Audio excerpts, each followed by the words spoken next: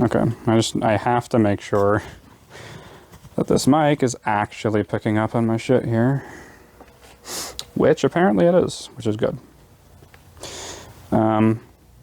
Probably the worst intro. I'm still having trouble figuring out how to actually make my phone recognize my microphone consistently. It seems I have to fiddle with it like every single time just to make it work, but it is what it is. Maybe there's a quick and easy fix that I just don't really know about. Whoops. I don't know. Eventually I'll calmly but firmly take both hands, put them on both of my ass cheeks, and calmly but firmly pull my head out of my fucking ass. Lock in and get my shit together. Anyway, welcome to Curry's Mystery Box, episode 2.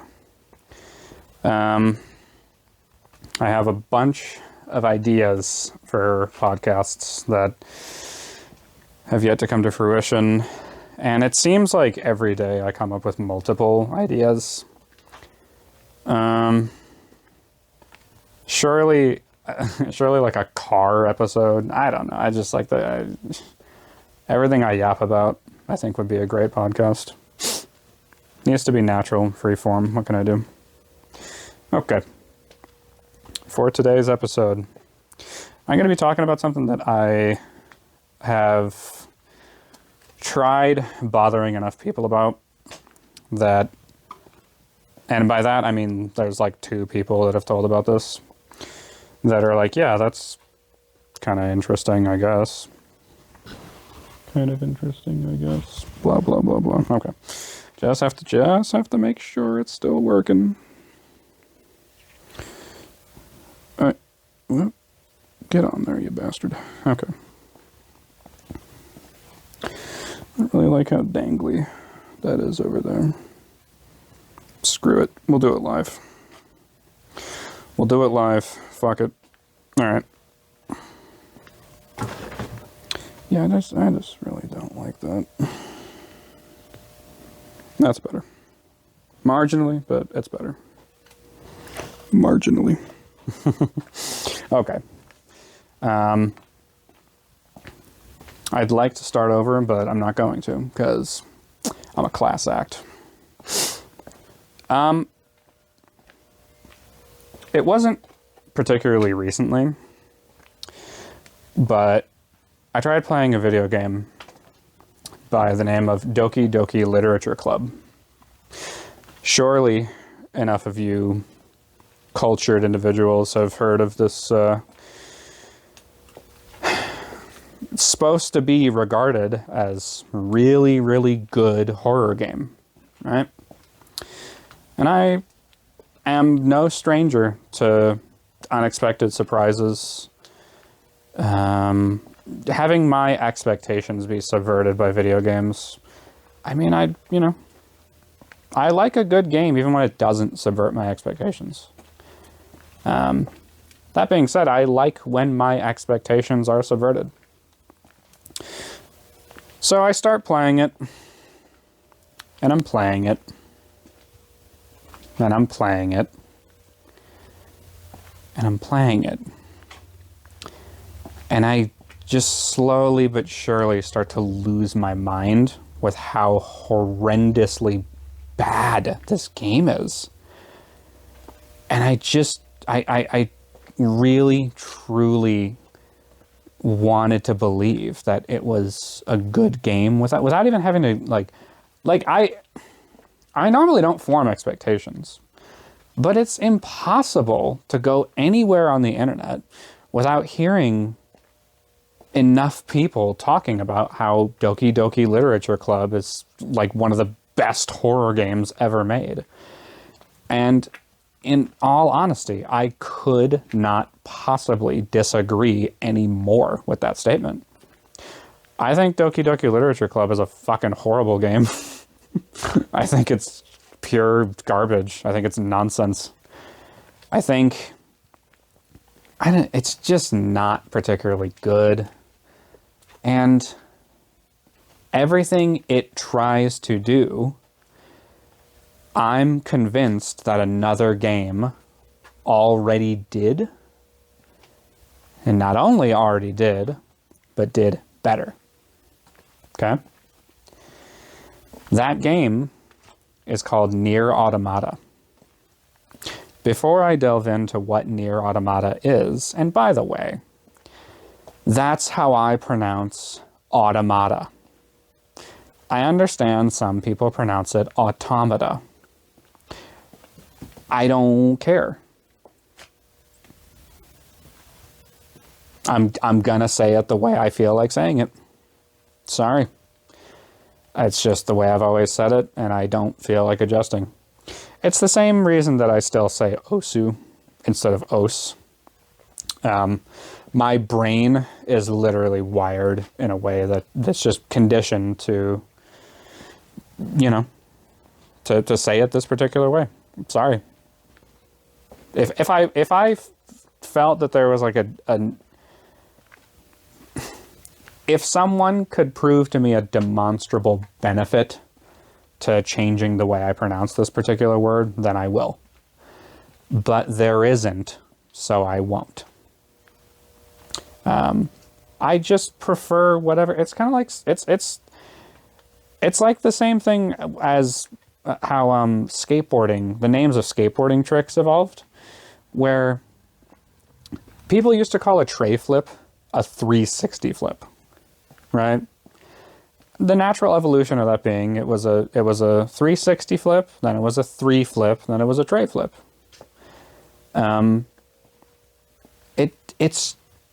I used to be on the bandwagon of, well, we should call it what it originally was. And I don't know, I just whatever rolls off the tongue and feels more natural to pronounce and has less syllables, I think is the one that we should use. So I say automata. It just makes more sense to me. It flows better. I think it just sounds better. Automata. I don't know. I just don't like the way it sounds. So before I get in to what that game is, I need to talk about what Doki Doki Literature Club is for those that don't know what this game is. Doki Doki Literature Club is a visual novel horror game that if you didn't know it was a horror game, you, like, let's say you see it on Steam or something, you'd think it's just some shitty visual novel, whatever, type garbage. And you'd be right. I hate to say it, you'd be right for the most part.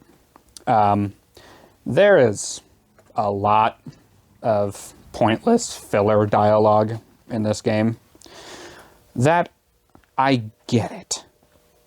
My best educated guess here is that it's supposed to be trying to deconstruct the trope of visual novels using a lot of filler dialogue, because that's what they do, right? Most visual novels are not that good. Let's be honest here, most of them suck. Most of them are devoid of any substance, plot. They're really just not particularly good. They're just kind of emotions and fucking anime girls, and it's I don't know. I've played. I can count on one hand how many visual novels I've played, and not a single one of them has ever really blown me away. Well, that's not really 100% true. There is one. It didn't blow me away, but it at least had some kind of value, being comedic value. It was at least entertaining. It was at least good in some way. And that game was Katawa Shoujo. Katawa Shoujo. I don't know, however the fuck you want to say it. And I know and understand that the whole point of the game is that it's a meme. I don't care. I think it's really funny. I think it deconstructs visual novels, weirdly enough, better than Doki Doki Literature Club did, by subverting the expectation that the girls the protagonist is trying to get with are all handicapped in some way. It's like, yeah, how much do you really care about these characters? Would you still want to be with them if they had disabilities or ailments of any kind? Are some of these regular normie visual novels kind of ableist? Maybe I'm overreaching a little bit here, but generally speaking, most visual novels are not really anything to write home about. And neither is Doki Doki Literature Club. I'm sorry, it's just not. Don't worry, I'll get into why. Don't you worry. I know the person listening. I can tell the person listening is like, you're just saying it's bad. You clearly didn't understand the complexities of the narratives that were established by the... Shut up. This is my podcast, and I'm going to say what I want to say. Well, that reminds me of the wedding singer. Well, I have a microphone, and you don't. So you will listen to every damn word I have to say! I have not watched that movie in a long time, and just because of that, I will. Adam Sandler's fine. He had some moments there in the late 2010s. My God, Adam Sandler was so good. That was the darkest era of Adam Sandler movies, the late 2010s. What the fuck was he doing? Like, a lot of people think that, like, oh, Little Nicky is the worst Adam Sandler movie. It's like, no. Everything after Click is just fucking unwatchable, basically. There's some alright Adam Sandler movies.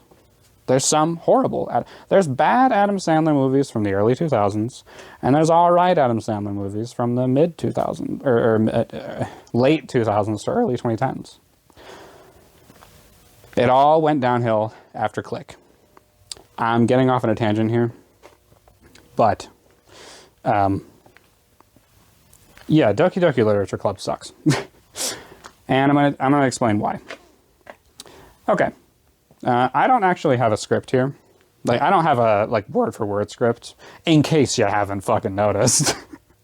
But, yeah, my first test podcast just did not go particularly well when I did that. I already mentioned this. Again, I can't have scripts. It's not me, man. I'm not that guy. You're not that guy, pal. Trust me. You're not that guy. What did Doki Doki Literature Club try to accomplish? It tried to deconstruct visual novels in a way that subverts the viewers, or players rather, expectations, right? It used dialogue in a somewhat creative way, I guess. But not really. Some of the more common visual novel tropes, like, on paper, it, like, yeah, I guess, deconstructed some of those tropes. But, again, I'll explain how it did that. And, how did it,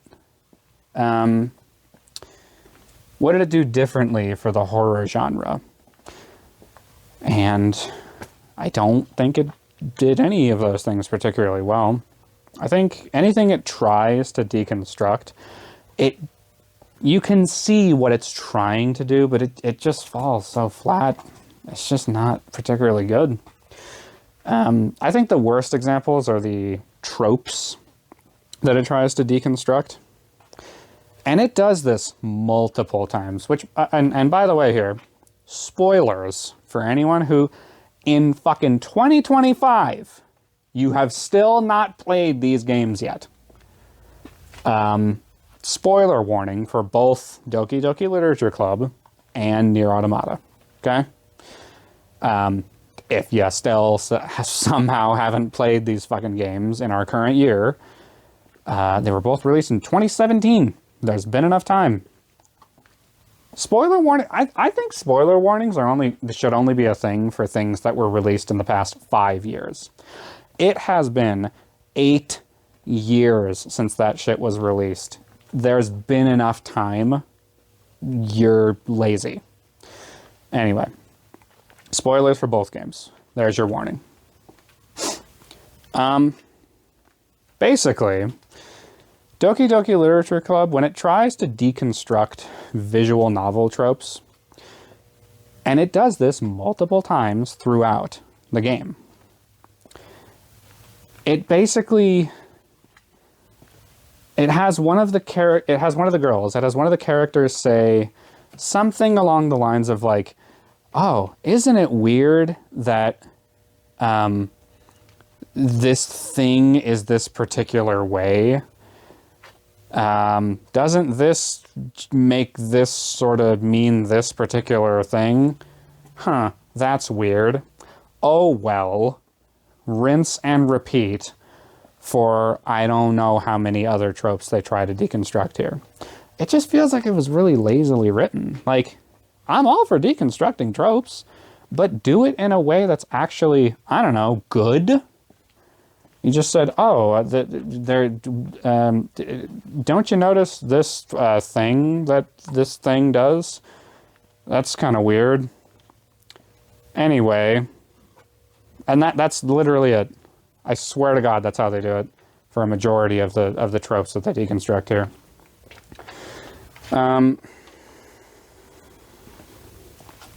Its horror elements are just not that good. Again, pretty much everything about this game is just really mediocre and lazily written, in my honest opinion.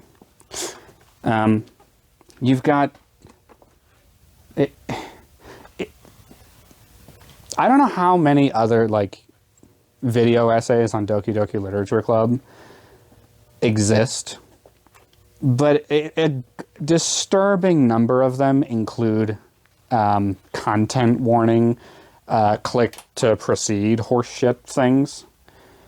And that's fine. I understand the point of trigger warnings. But if you were that seriously bothered by Doki Doki Literature Club, like, are you a fucking child? Seriously, like, I don't understand how it's, like, there's some parts that are just kind of gory. There's a part where there's a girl hanging because she hung herself.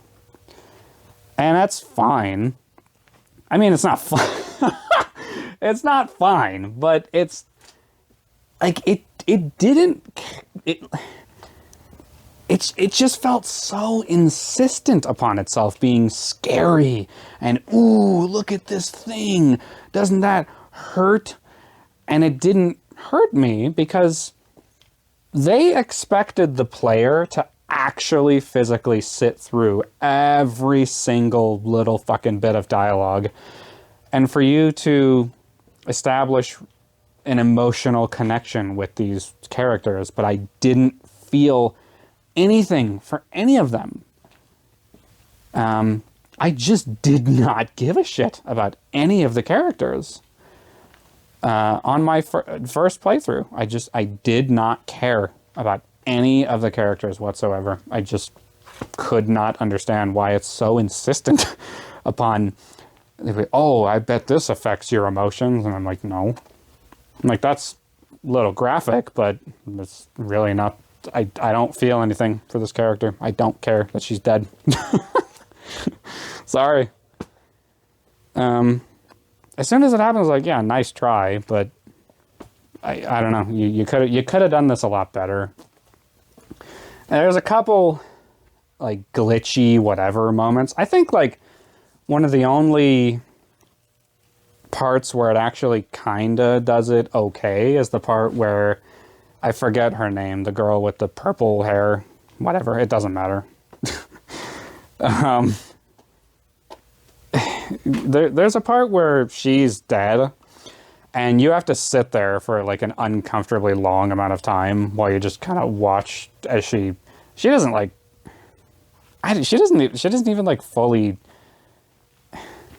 what's the word? Decompose. Like, she doesn't, like, I don't know. I don't know. Maybe I'm just jaded. Maybe I'm just super fucked up. But I don't know. It just, that was the only one that, like, I was like, okay, this is uncomfortable.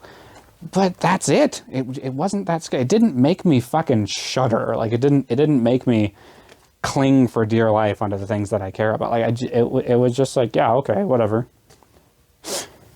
I didn't even get to the part with the girl, the small girl with the pink hair, whatever her name is. Yeah, I don't know. Again, I just really did not care. Excuse me. I did not care about a majority of those characters. And then you get to Monica, the only character I actually remember the name of, by the way. Then you get to Monica, and, you know, again, big spoiler for this particular character arc. The whole thing with Monica is that eventually you're trapped in a classroom with her, and she's just kind of sitting there staring at you, and eventually she talks to you, and she says random horse shit, whatever it is, and it's very clear that you're stuck there. And I cannot, for the life of me, understand how it is that there were people that were caught off guard enough by this, they couldn't figure out how to beat the game from here. I could not understand how it's possible for people to be that dense, that fucking stupid, that they play this game, and Monica fucking literally basically directly mentions this at some point. Like, you're stuck in this room, and it's meant to confuse the player. Like, am I just stuck here forever? How do I get out of here, right? That's what it's meant to do, but for me, I knew exactly what I needed to do straight away. And do you know how I knew? Do you know how I already knew that? Because the game literally fucking holds your hand and spells it out for you. If it was too fucking if you're that fucking stupid and it was too confusing for you to figure out, the game just kind of holds your hand and spells it out for you and fucking spoon feeds it to you. All I'm thinking is, while I'm trapped in the room, is, I wonder what I'm supposed to do here. It's not like they already told me what to do half of the game ago. It's not like they already beat me over the head with fucking right-click on the game, browse local files, go to the character file and delete Monica's file. It's not like it literally didn't explain all of these steps. Like, the fact that there were YouTubers and content creators who played this game and didn't know what to do, fucking, I cannot understand that. Like, how fucking dumb do you have to be? And the fact that there are people that actually think that this was, like, so revolutionary of an idea that Doki Doki Literature Club's the only game that could have possibly ever pulled this. Hey, dumbass, Metal Gear Solid already did this. That's it. That's the whole thing with Doki Doki Literature Club, is that it pulls a Psycho Mantis. It's a self-aware character that knows that they're in a video game, and they interact with the real world in some measurable way, or force the player to. Wow, cool. Don't care. Doesn't impress me. Yeah, I don't know. I understand. Now hear me out here. I may have bitched a lot about this, but I do, as crazy as it sounds, oh, thank God I'm still recording. I do, as crazy as it sounds, understand why people liked the game. You know, if you're like a beginner level fucking weeaboo, all right, then maybe. if you're if you like just graduated high school or you're in college or something, I don't know. If you're too young to know the difference, then maybe.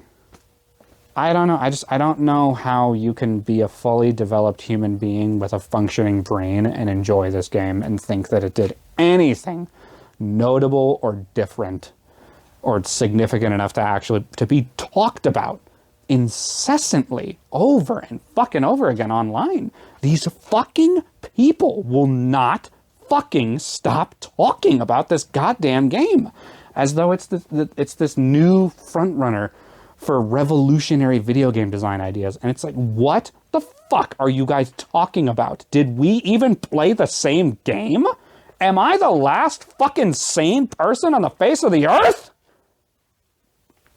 What the fuck? Like, it was not that good. I didn't even think it was good at all. I talked about one positive about it, but that's the only, it's really it. It kind of just, it over relies upon shock and gore, which even then the amount of it and how much it bothered me at least was just not that much. And that's not I'm not bragging.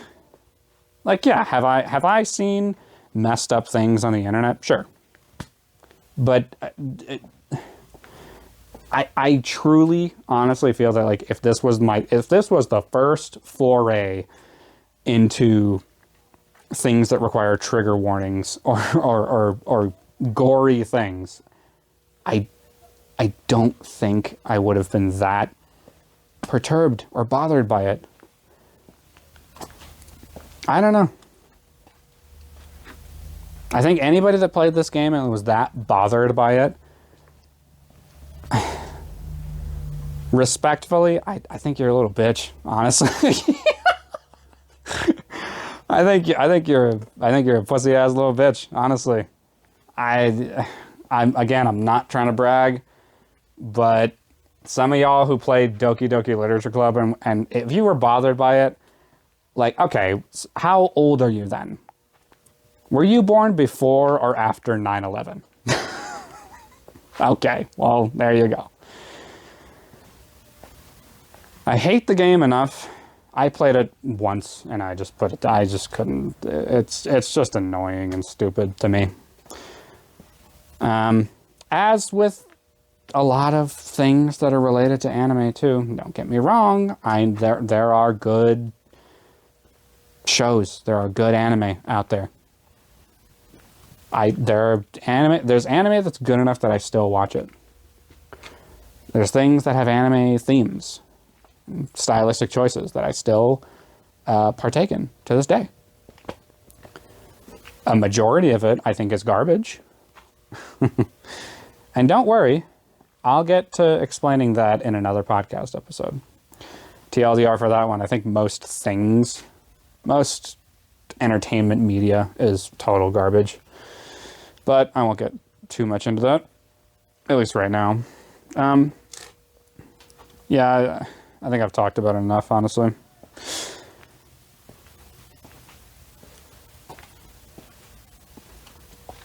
What is Nier Automata?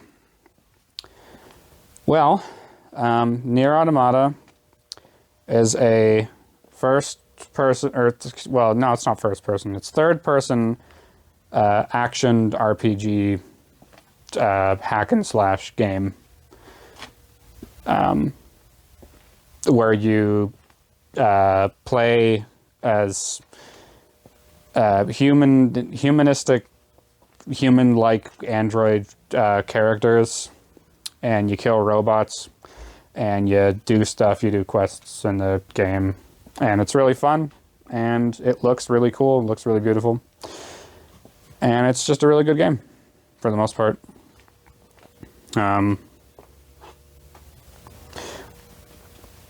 It was made by some guy named Yoko Taro, who made some other games also. I don't know. I didn't play any of the other Yoko Taro games before Nier Automata. I started playing Nier Automata because of a YouTuber by the name of Demolition D+. Demolition D+. Demolition. Okay. Again, I gotta make sure my fucking mic's actually working. Demolition D+. Or Demo, as is known by the weeaboo edgelord community. Yeah, he was playing it on stream one time, and I was just like, oh, what game is that? And he was like, it's Nier Automata. That's my demo impression, by the way. Yeah, it was Nier Automata. Yeah, I don't know. I need some time to incubate on it. I'm eating an orange right now. I move on. You're not funny, Von Doom. You suck.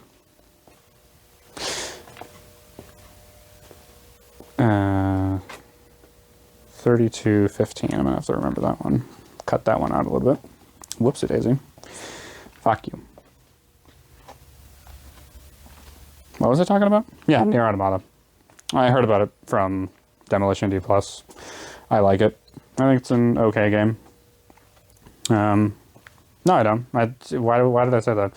I love Nier Automata. It's one of my favorite games. It's in my top 5 at a minimum. It could very well be my favorite game. And it's something that I go back to like once a year because I just love it. It's really good. With Doki Doki Literature Club, it was trying to subvert the viewers, or excuse me, the players' expectations, right? You know, what makes for a truly subversive game, right?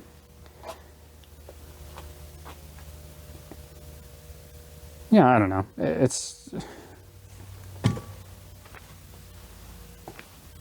I really, really love Nier Automata a lot. Why don't you explain why? I will, fine. What did Nier Automata try to accomplish? Well, it deconstructs not just video game tropes. There are some video game tropes that it deconstructed in a really interesting way. But it also deconstructed not even just tropes, just like philosophical ideas it had deconstructed, right?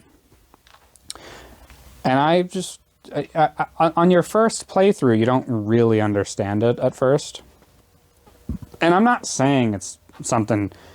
I'm not saying it's something that's necessary to play through enough times that you know, come to the same conclusions that I do, or understand these things the same way that I did. But I don't know, if you're anything like me, a lot of these things kind of went over my head at first, on the first playthrough, and I just didn't really, you know, I didn't really get it at first. But then I played through it a couple times, and it started making more and more sense. It started to actually resonate with me a little more. The more time I had to really think about it, and the more context that was made available to it.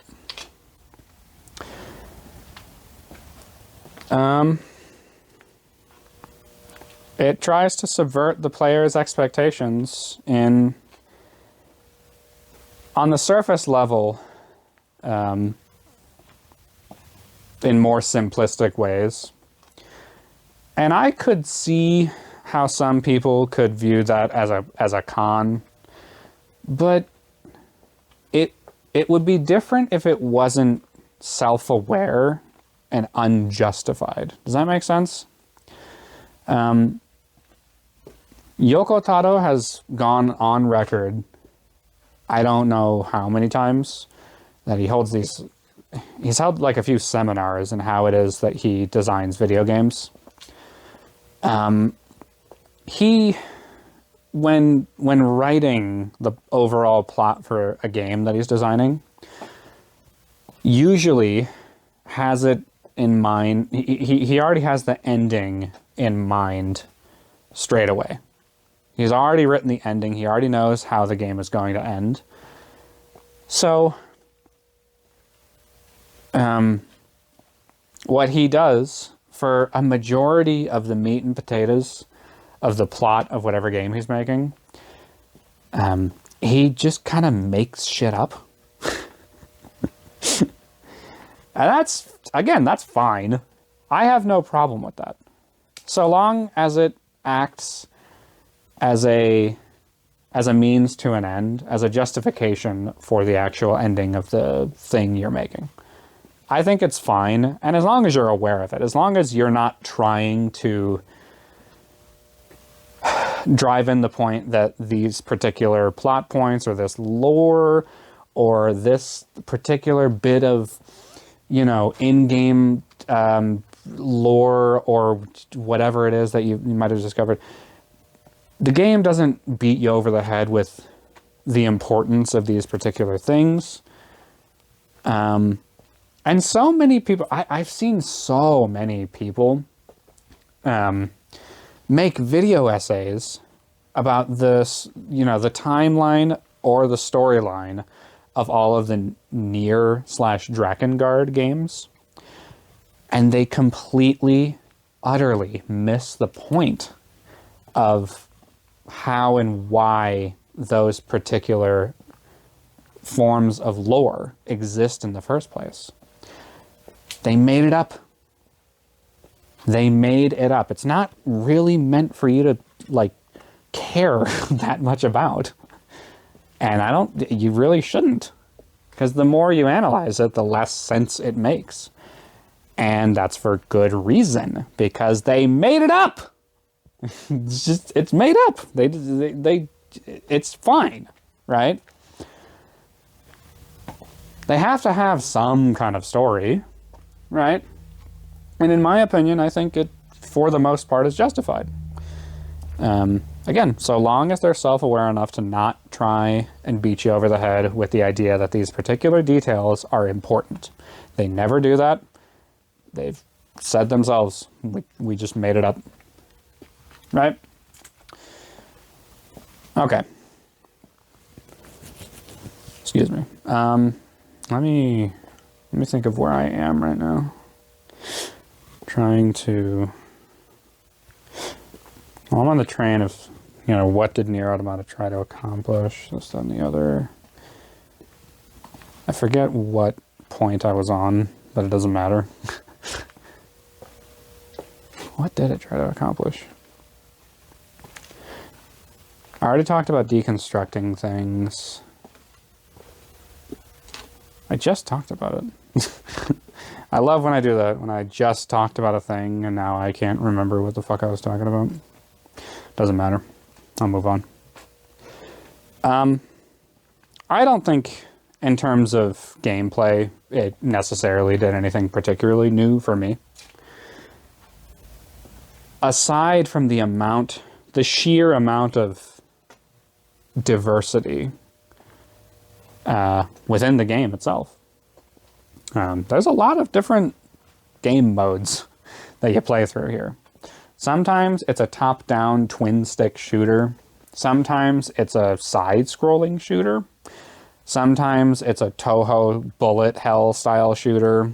Sometimes it's a third-person action RPG hack and slash.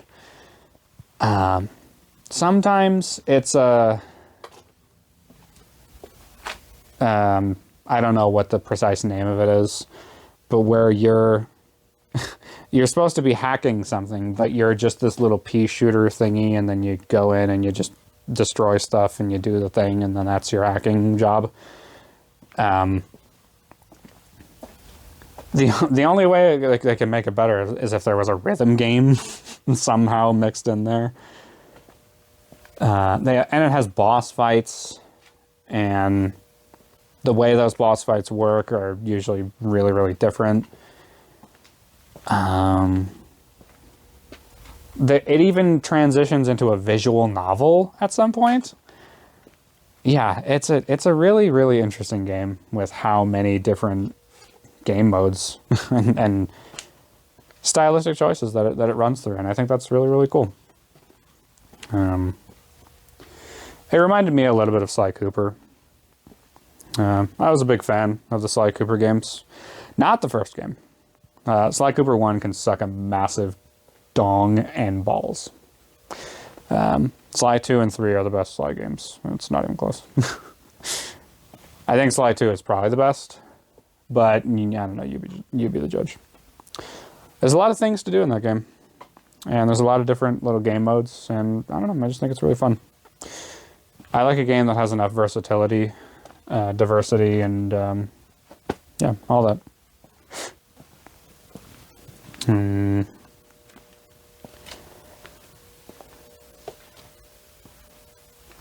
I might as well talk about how, or not, one particular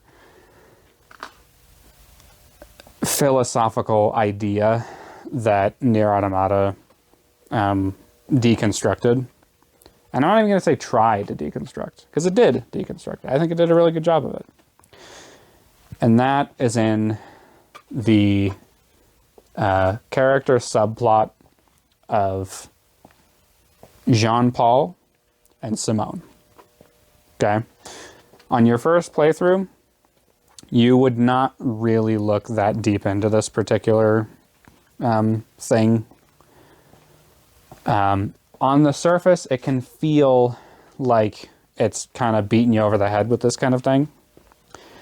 But I have found that the more times I play through it, the more I realize what was actually trying to be said. So, what was up with Jean-Paul and Simone, right? In the game, well, I think it's more important to establish the real world precedent, and that is the real world example of Jean-Paul Sartre, which I don't know if that's how you pronounce his Frenchy ass name. Sartre. I'm not even going to try and pronounce that. Unless that was the way you say it. And Simone de Beauvoir. I'm just going to call them Jean-Paul and Simone for now. Until somebody corrects me. Well, actually, it's Jean-Paul Sartre.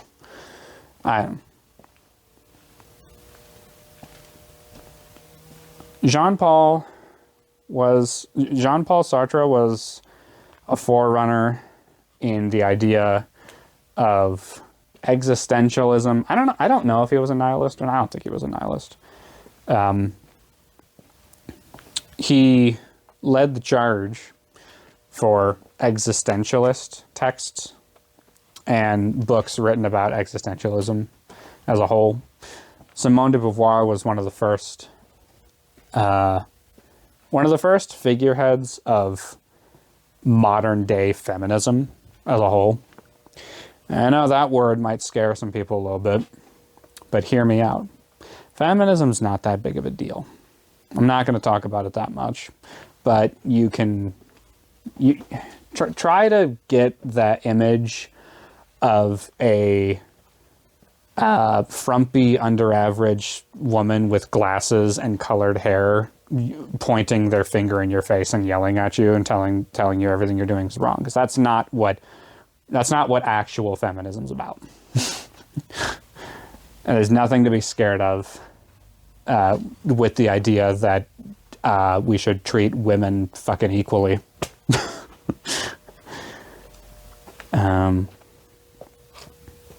Yeah, Simone de Beauvoir was,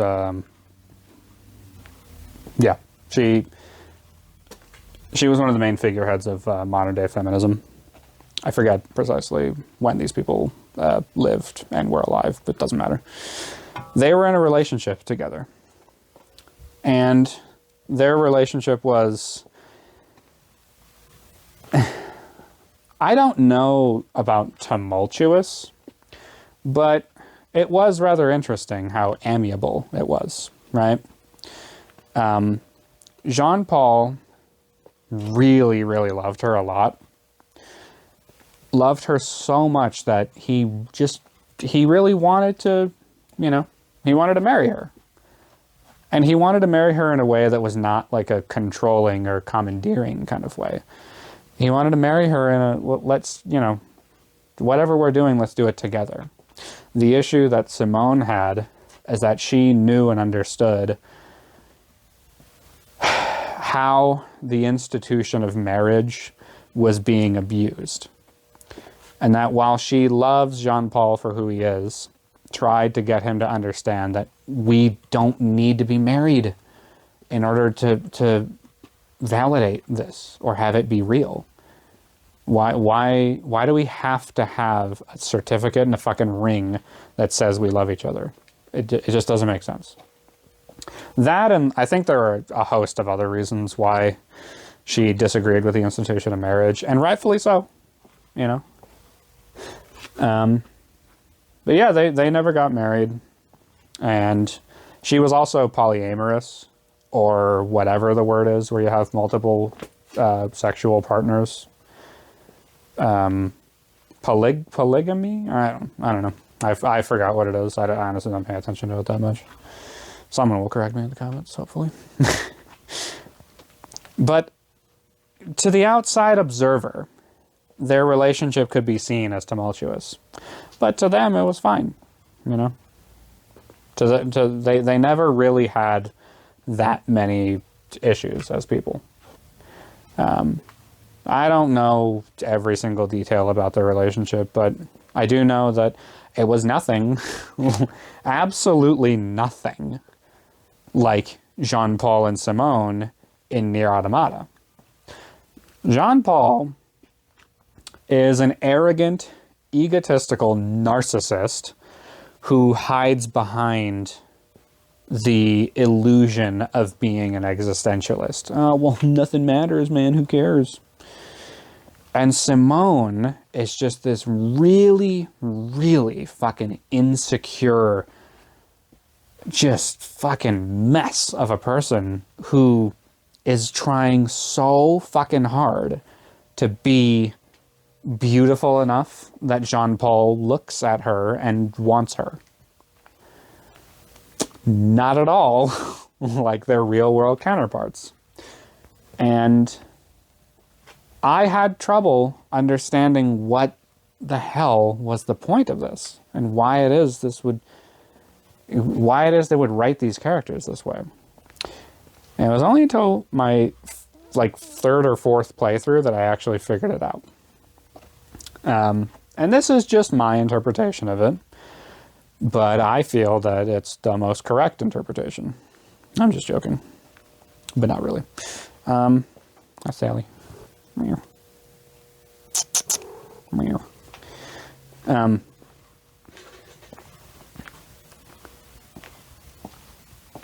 My interpretation of how and why these characters were written this way traces back to how it is that 9S had explained to 2B why it was a lot of the robots were doing what they were doing. It's like, oh, they had nothing to go by except for the long and arduous history of human beings and what they did and how they were and this, that, and the other. So they just mimic them. Now, if they mimic them, wouldn't they do it a little more accurately? And I don't think so. I think everything the robots do is never quite like how their real-world counterpart would be. And I think that's the point. I think that's the point of why it is they wrote this in this particular way. Robots who had access to this amount of human history could never possibly paint anywhere close to the right picture here. They could never, you know, all they can do is analyze this from their own simplistic, robotic view, right?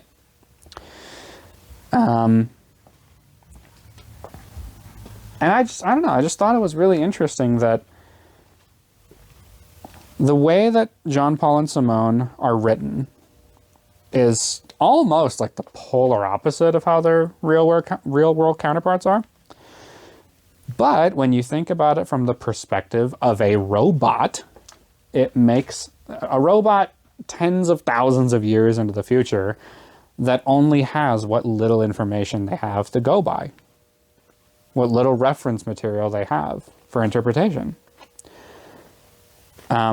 When you think about it that way, yeah, it doesn't make perfect sense, but it's not supposed to.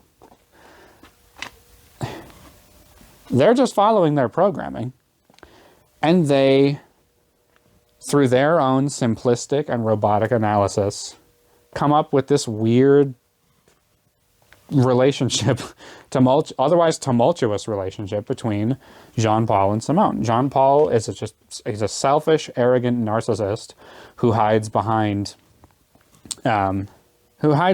his own existentialism to justify being just a selfish prick.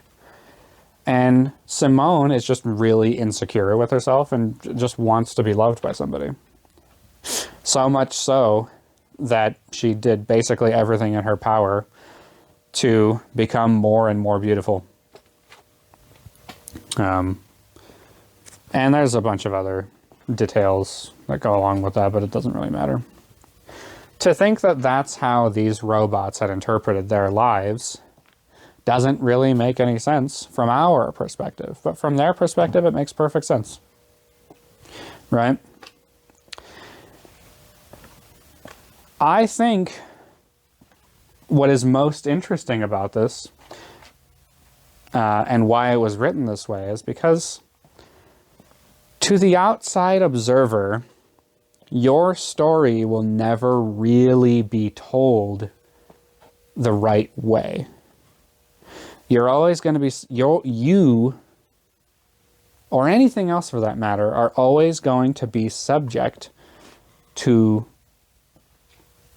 something else's interpretation of it, right? And that will always and forever frustrate us. We can look at documentaries or whatever, or historical documentaries of Abraham Lincoln's life, but the reality is there's not a human being alive today that met Abraham Lincoln that could tell you what the guy was actually like. And even those who have historical documentation of being friends with Abraham Lincoln, again, they didn't have his brain. They couldn't really enter his mind and really truly understand what the guy was actually like, and therefore would never really fully be able to capture it. Please tell me I'm still recording. Yes, I am. Now, what I find the most... well, I already said that. How that relates to the... And I'm already explaining how that relates to the real world. And that while it might not be Jean Paul and Simone's real story, it's still a, relatively speaking, pretty interesting, dynamic story that these robots just so happen to come up with from their own subjective misinterpretation of their real-world counterparts. Meaning, just because someone else might get it wrong about you or anything else, it doesn't matter. Because no matter how accurate you're going to be, you're always going to be subject to someone else's subjective interpretation. Just like my own subjective interpretation of this entire plot arc. And that was when it hit me that it's like, oh, it's like this, like, fourth wall, well, not fourth wall, but like meta sort of thing that's like, whoa, you know? And that, like, and you have to understand, that's just one particular plot point in this entire game that I've only recently come around to, like, understanding and coming to my own interpretation about. Whereas Doki Doki Literature Club never did anything like that. You know? I already explained how it is they handle deconstructing things. Hey, isn't this thing weird? Yep. Anyway, let's do the thing that I said was weird anyway. Hey, isn't the design of Japanese things weird? Anyway, I don't know. They just did not. It felt really low effort, and I just didn't really care for it. Whereas Nier Automata, that I only explained one particular plot point in the entire game, and I'm not even done explaining the rest of Nier Automata here. That's how much better Nier Automata is as a game.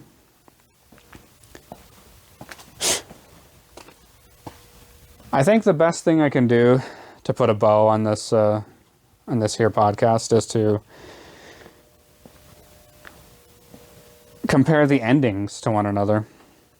Doki Doki Literature Club has you go into the game files, and there are character files, and you, as the player, have to delete Monika's character file in order to get out of the room and actually complete the game.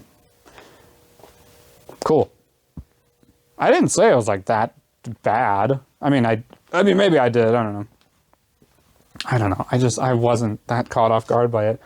Number one, because it didn't take that much brain power to figure out. And number two, they fucking explained it to you in the game. Like, multiple times they explain it to you in the game. How did you miss this? Like, oh my god, it fucking frustrates me so badly. Now, Nier Automata. Oh man, the ending of Nier Automata. And I'm hoping for anyone who still hasn't played Nier Automata that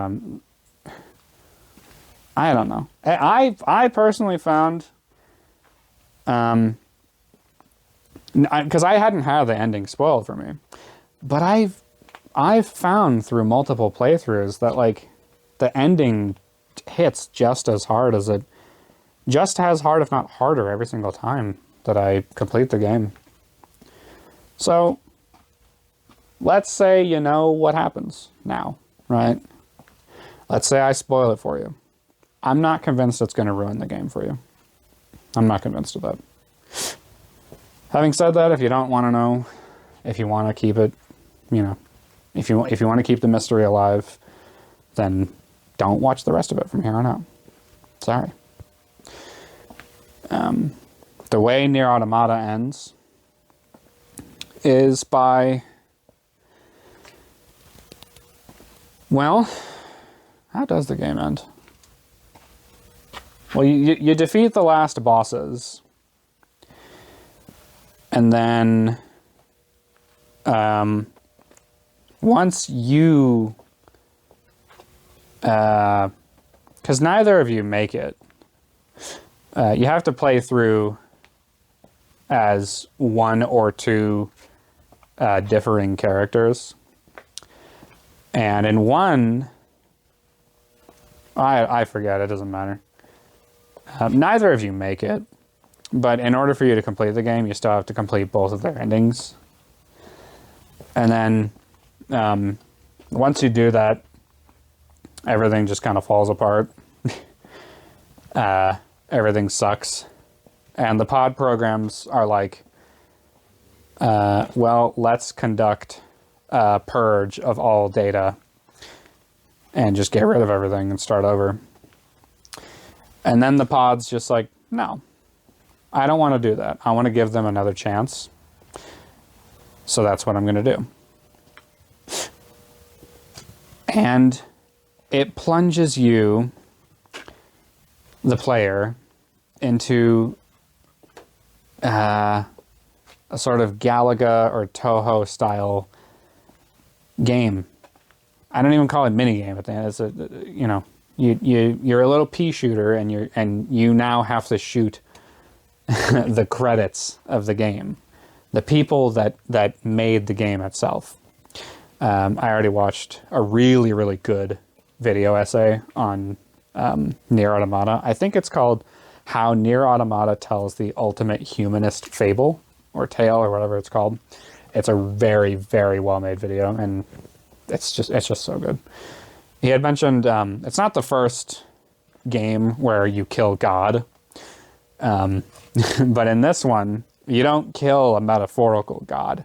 You kill the literal gods of the universe of this game, the people who literally created the game, right? They say shmup sequence. I don't know what it is. I'm not saying it's incorrect to say that's what it is, but I literally just, it's one of those words I just don't like the way it's pronounced and the way I just don't like it. You shoot through, you have to shoot your way through to the end and shoot the credits, right? The credits don't fly at you straight down. They kind of come at you like, they have a sort of enemy flight pattern kind of thing. I think it's really interesting. Then eventually you get to the big, the head honchos, the main big names of the creators of the game, like Square Enix, Yoko Taro. And once it does that, because every single part of the credit sequence has its own projectiles that it shoots at you. But then you reach a point in this sequence where it becomes essentially impossible to complete this without dying, basically. Apparently there have been some people who have actually figured out how to beat this part of the game without doing what you're supposed to do, but a majority of people don't do that. A majority of people die enough times in this particular sequence, right? They die enough times in this particular sequence, and I feel like I'm missing something leading into this. So I'm going to go back before I reveal anything too big.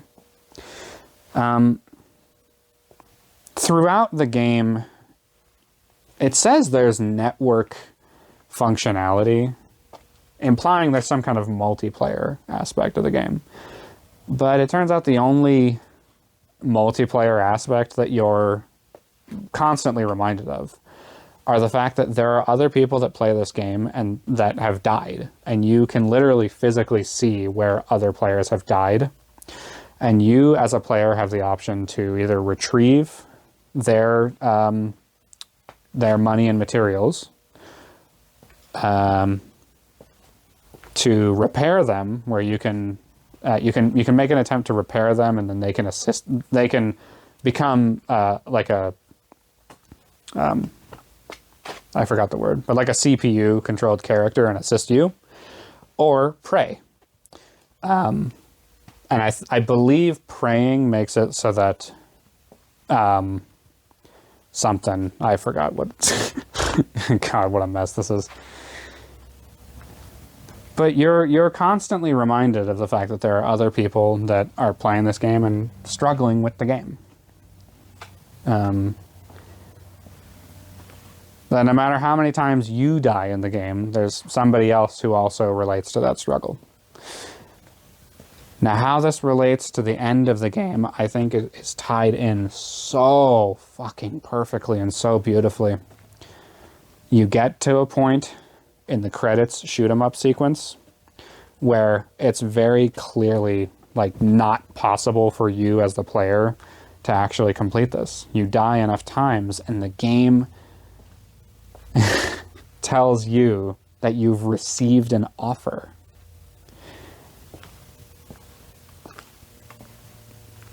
And it asks you if you want to accept the offer. And you're like, sure. And you press it, and then more little pea shooter thingies circle around you and start shooting with you to try and to help you beat the game. It's just so good. It's so good. Like, because it's honestly like really difficult to explain precisely how this is, and I feel that the video essay I was referring to, I think, does it a much better justice than what I'm butchering right now. All I can say is it just hits really hard. Just knowing that enough people got to the end of the game and did what they needed to do to make the sacrifice possible. Once you complete the shoot 'em up sequence, you're then prompted with a choice. It asks you, would you like to also help someone else complete the game the same way you did? And you're like, yeah, of course. This comes at a price. Deleting your save file. You make the ultimate sacrifice for somebody else somewhere random in the world to help somebody else complete the game. I have never, ever played a video game that ever did anything like this. And I think it's so awesome and so beautiful every single time that I play it.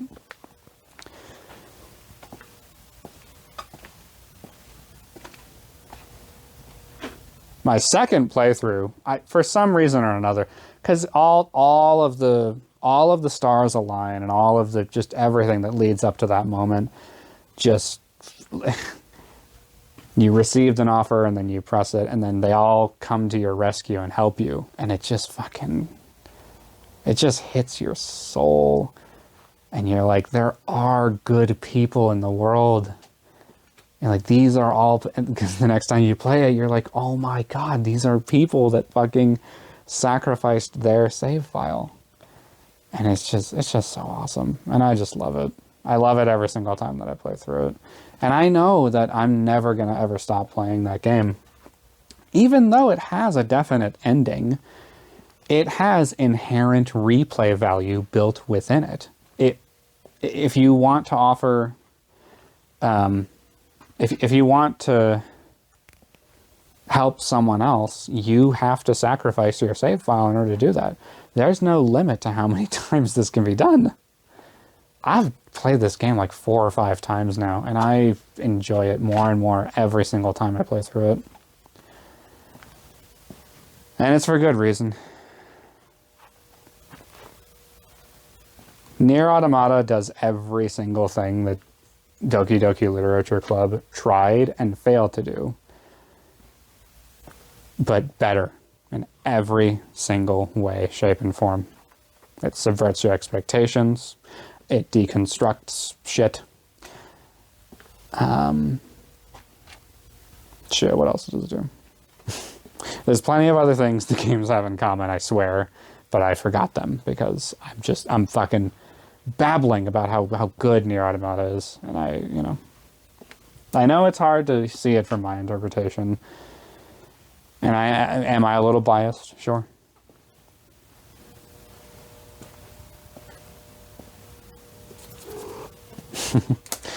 I just love the game, and I would highly recommend to anybody who actually likes games that subvert your expectations, that that deconstructs things in a meaningful way, and the gameplay is actually, fun and enjoyable, and has inherent replay value built in. I can't recommend any better game than Nier Automata. It's just a great game. You don't believe me, play it for yourself. It's not a requirement that you like everything that I like. I don't care, to be honest with you. And if you don't like it, that's fine. But one of the biggest reasons I'm making this is because I'm just really, really sick and tired of these fucking TikTok kids talking about how good Doki Doki Literature Club is. And it's not. It's edgy for the sake of being edgy. It tries to sound smart when it's not. And it over-relies upon gore. As well as the fact that it doesn't Oh, but it talks about mental illness, man. It talks about depression and suicide. It's like, yeah, but just because something talks about it doesn't mean it did it in a meaningful way. It uses those things more as a crutch than anything else. It just props them up and says, looky here, I'm edgy for the sake of being edgy. Isn't that cool? And it doesn't talk about these things in a meaningful way.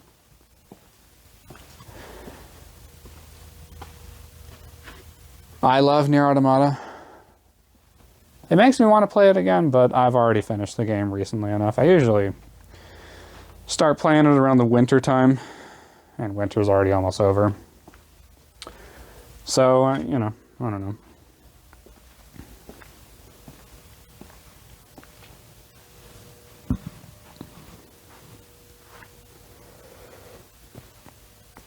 I had some notes here. You know, player agency and choice, how Nier integrates it seamlessly, while DDLC uses it for shock value. Psychological impact, how Nier's existential themes make players reflect on their actions, versus how DDLC's horror elements manipulate the player's emotions without deeper engagement. You've got narrative depth, how Nier weaves its story through multiple playthroughs with evolving perspectives, versus DDLC's over-reliance on breaking the fourth wall. There's plenty of other reasons why Nier Automata is just a much better game.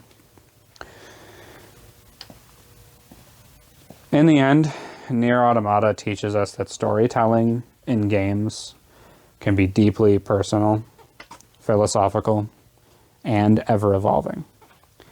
It shows us that even the smallest in-game decisions can reveal something about ourselves. That's why, in my view, it doesn't just do what DDLC does. It perfects it. And with that, I will end the same way that I will try to end every single one of these podcasts.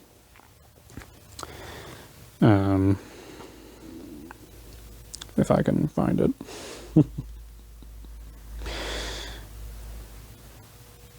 There is always something you can learn or get something useful out of, even from the most unexpected of places. That's something that I've took away from life, and that's something that I constantly try to look for in everything that I do. And I can only hope that you do the same.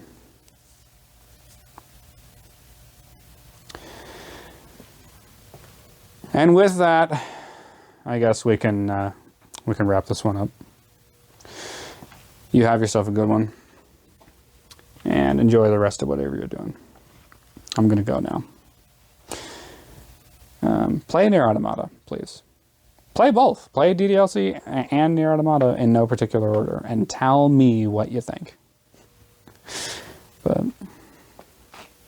have yourself a good one, and I'll see you next time.